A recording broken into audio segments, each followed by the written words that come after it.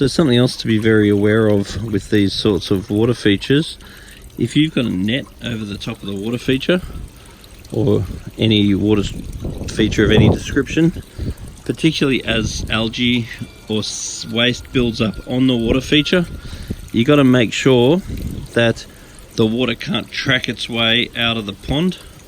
So what looks like it's happening a little bit in this pond too is the water's coming down and then it's hitting this net and tracking the water that way, and then the water's sort of running down the net and some of the water is actually exiting the pond.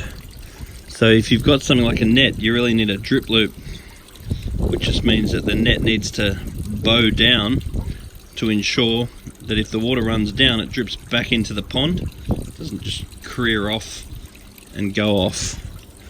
So as waste builds up on the water feature, you don't want it going out, or if you have a net or something, you don't want the water going out.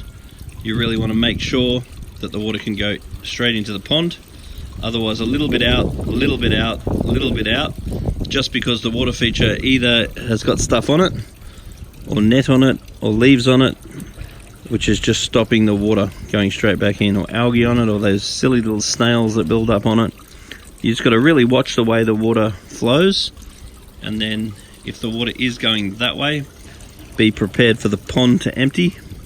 In this case, we have turned the water feature down because it was splashing a bit. You can see a bit of water on the wall where it was splashing. The rock is very wet where it was splashing. So a little bit of water has been exiting that way from the splashing from the waterfall. We've since turned the waterfall down. There's a little tap on the back of the waterfall, which I'll just show you now.